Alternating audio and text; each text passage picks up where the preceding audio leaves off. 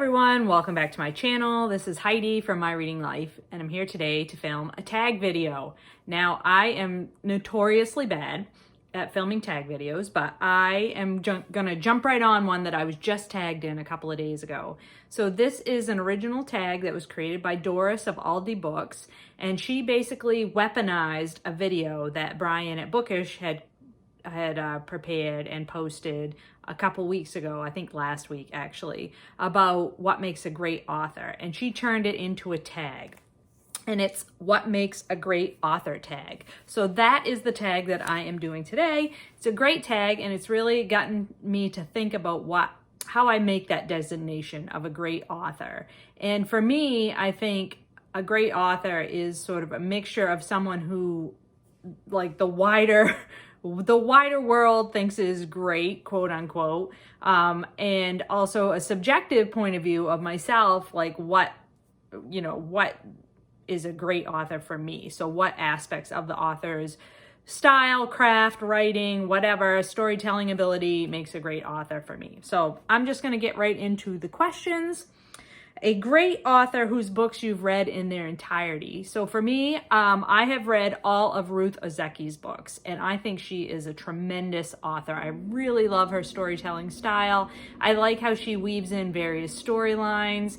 I think that she writes with a lot of humor. She writes a lot about topics that are really relevant today, environmental issues, issues of mental health, issues of belonging, those kinds of things. I think she does it all with great wit and humor and style, and I really love her writing. The second prompt is a great author who is a one-hit wonder.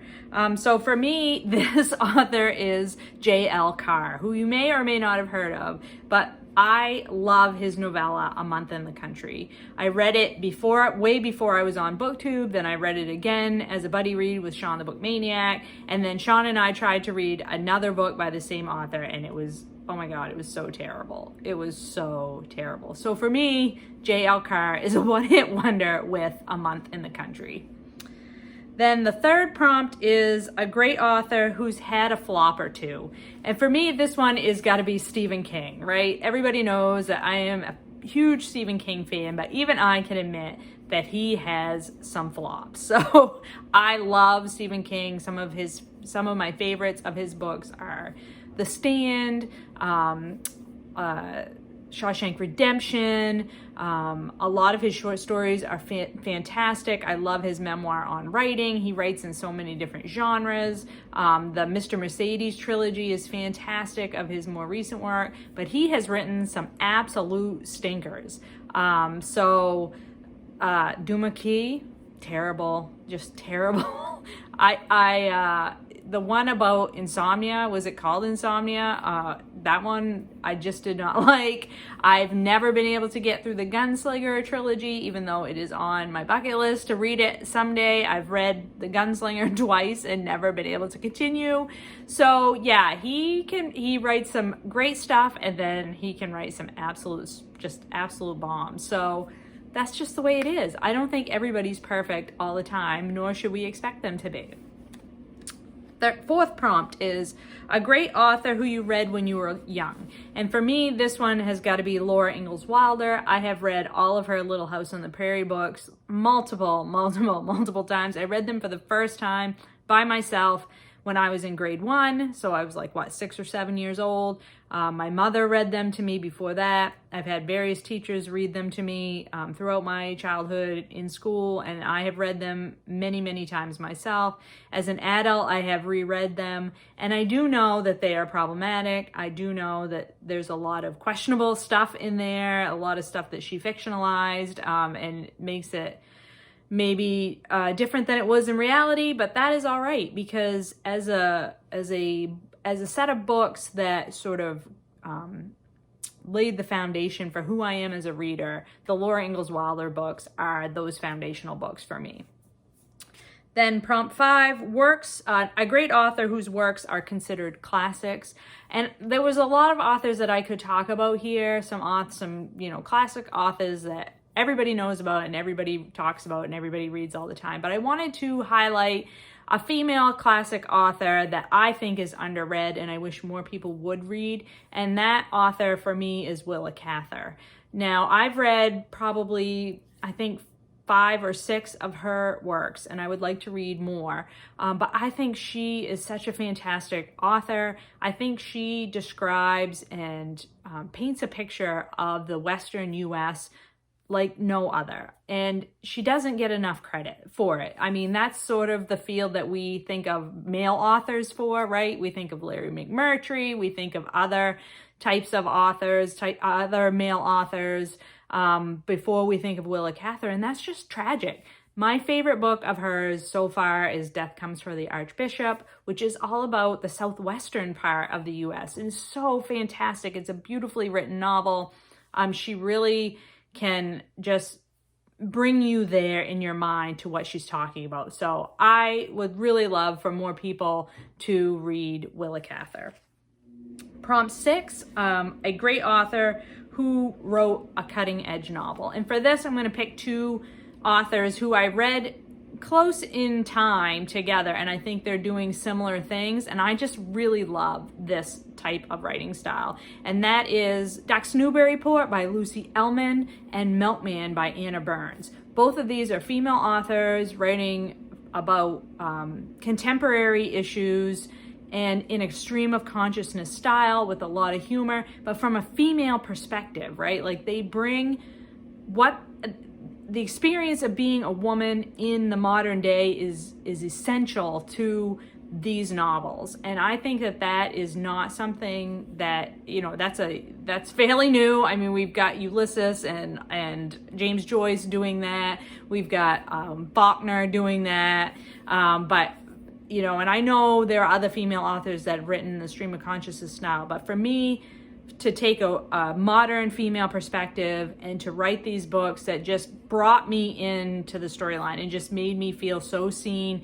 I'm not a teenager who grew up in Ireland during the Troubles like the main character in Milkman, but I could so relate to her sort of mental processing of what was going on in her life. And the same for, you know, Ducks Newburyport, a Midwestern woman who's, you know, staying at home, building her own business, but also raising children and tending a family and dealing with family issues and all the stuff going on in the world, environmental catastrophe and fear of, you know, all kinds of things.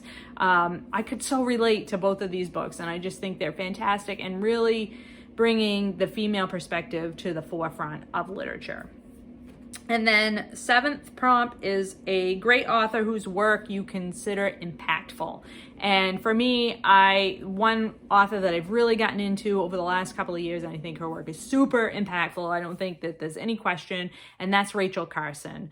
I have read all of her published works over the last couple of years, and I don't think that there's any question that her nonfiction writing about the environment and about the hazards of human pollutants to the environment has been absolutely foundational for the environmental movement and for our understanding about the impacts to the oceans, to our landscapes, to agriculture, growing food, like all of these things. Her work is absolutely essential, and I think she's a really fantastic author. Again, another author I wish more people would read. She is so good. Her books about the ocean are so well written and so beautiful, and I just adore her so much.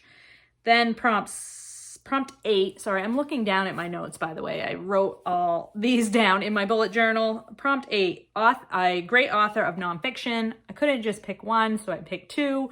The first one is another author whose books I've read both of her published works, and that's Robin Wall Kimmerer, an Indigenous author of science writing. Both of her books, Braiding Sweetgrass and Gathering Moss, I think are just absolute gems. They are absolute brilliant science writing about the interweaving of Indigenous ways of knowing and Western science ways of knowing about the world.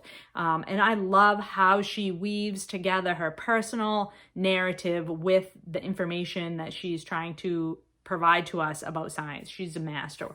And then the other nonfiction author I want to highlight is Elizabeth Colbert, who I've read 3 or 4 books by her, and she does a lot of writing about climate change and evolution, and she writes with a lot of humor, and I think she does a great job of taking really complex scientific topics and providing them to the general public in a way that we can all consume and understand, while also giving us some humor and some historical context and a lot of other aspects to those topics. And I think she's just brilliant as well. Prompt 9, a great author who you don't enjoy reading. And I'm sorry to all the people who love her out there, but I have got to put Charlotte Bronte in this category. I can understand and appreciate that she is a great author, that her works have stood the test of time. They speak to the human condition. They are very, very important in the canon and all of that. I just do not enjoy reading her books. I have tried. I've read Jane Eyre. I've read Villette. Just not for me. Just not for me. Then prompt 10, a great author you have reread or want to reread soon. And for this one, I'm going to choose Octavia Butler, who is a modern classic author of science fiction. She is a Black female author. And I have read 4 of her novels, including Kindred and Parable of the Sower and Fledgling and can't think of the other one off the top of my head, but I am embarking on a project in 2023 to read all of her books, and so that will entail me doing some rereading of the ones that I've already read, and I'm really looking forward to this project because I think Octavia Butler is a excellent writer of science fiction, and I want to read all of her stuff. So that is my choice for the last prompt. So the only thing left to do is to tag a couple of booktubers to do this tag because I think it is really fun. And I think I have to tag Kim from Middle of the Book March, who recently posted a video about why Jane Austen is not a perfect author. And I think she would be excellent to talk about all of these prompts and what her thoughts are about what makes a great author. And then I would also like to tag Sandy at Miss Reads a Lot because she's been working on her 1001 books that you must read before you die. So she has been introduced to many, many people who are considered great authors by the wider reading public. So she'll probably have a lot of insights to share with us as well. So yes, thanks to Doris for tagging me in her original tag about what makes a great author, and thanks to Brian for first broaching this topic to begin with. I think these were really some fun prompts to think about, and I had a good time putting my answers together. I hope you're all doing well and finding some great books to read. I'll talk to you later.